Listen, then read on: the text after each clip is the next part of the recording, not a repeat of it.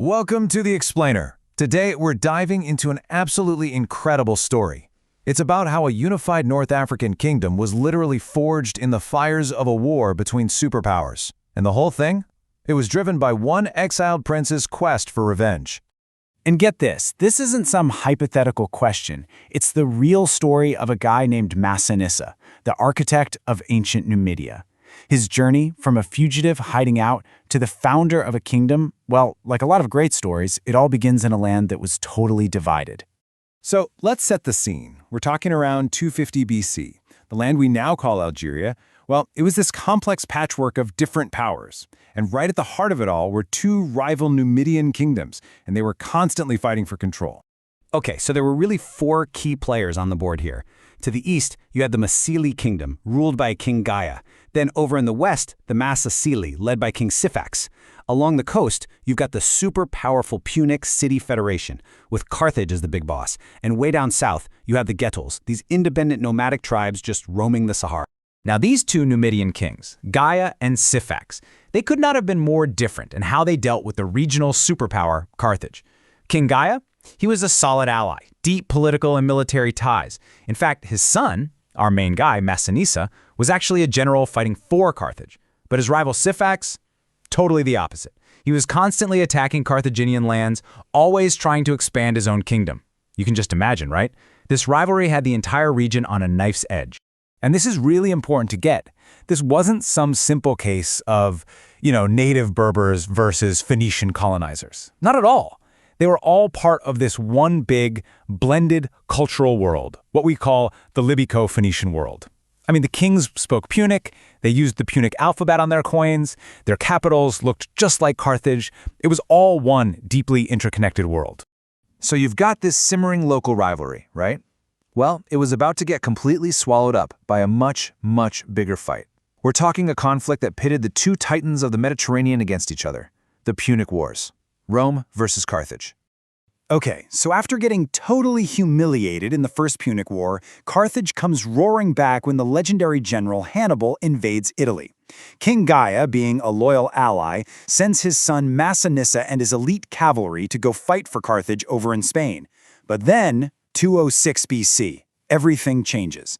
King Gaia dies, and the power vacuum he leaves behind, it threatens to unravel the entire region. So, with Gaia dead, the future of his kingdom is suddenly up in the air. And the fate of his son, Massinissa, who's off fighting Carthage's war, remember, well, it all just became dangerously, dangerously uncertain. So the big question on everyone's mind was, who's gonna take the throne? And in the Numidian kingdoms, let me tell you, the answer was never simple. The thing about Numidian tradition is that it didn't automatically go to the king's son. Nope. Power went to whoever was seen as the most charismatic, the most capable man in the whole royal clan. Now, this system was great for making sure you always had a strong leader, but it also meant that every single time a king died, it was a potential flashpoint for a massive civil war. And of course, who jumps on this moment of chaos? Gaia's great rival, Syphax. He starts backing other claimants to the throne, just pouring fuel on the fire and plunging the whole kingdom into civil war.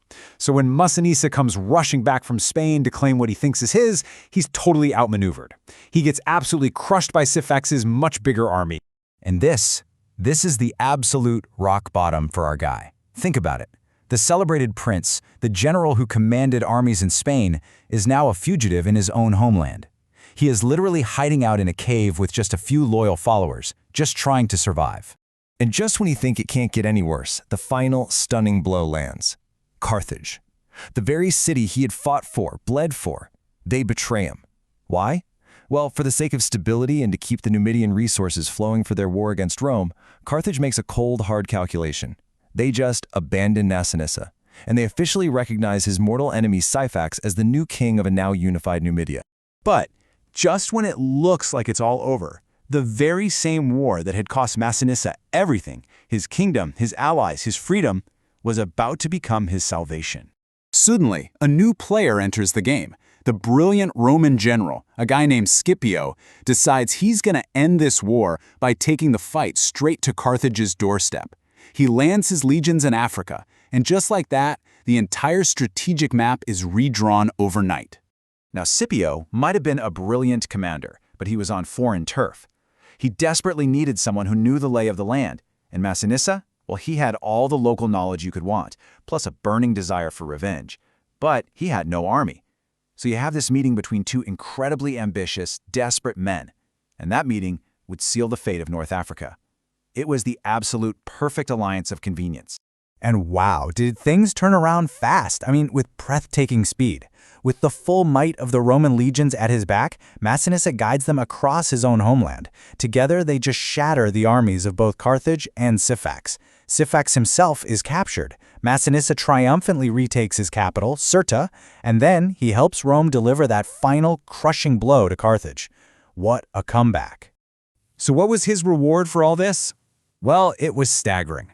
For his loyalty, Rome recognizes Massinissa as the king of a massive, unified Numidian kingdom, and he would go on to rule for 54 years. 54! That is the longest and most influential reign in the entire region's ancient history. So Massinissa is now king of the whole shebang.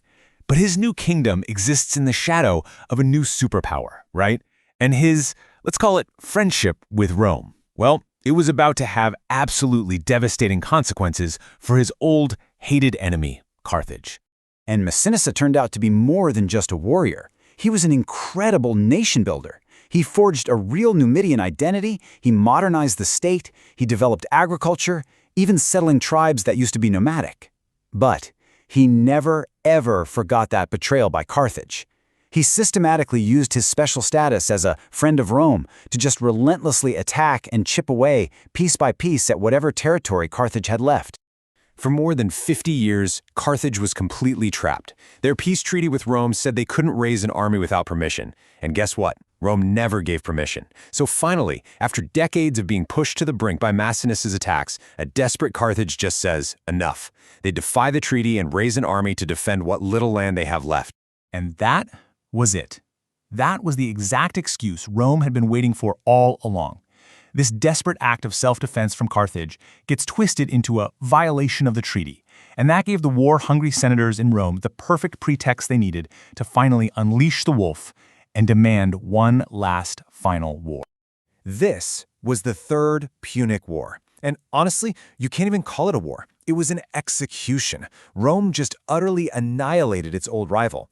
The city was razed to the ground, its lands became the Roman province of Africa, and the old legend says they even sowed the earth with salt, just to make sure nothing would ever grow there again.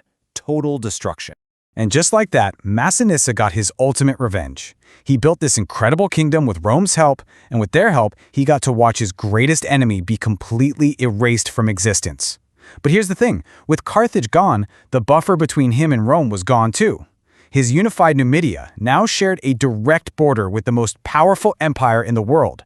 And that left a huge question mark over the future for his descendants. Were they really friends of Rome?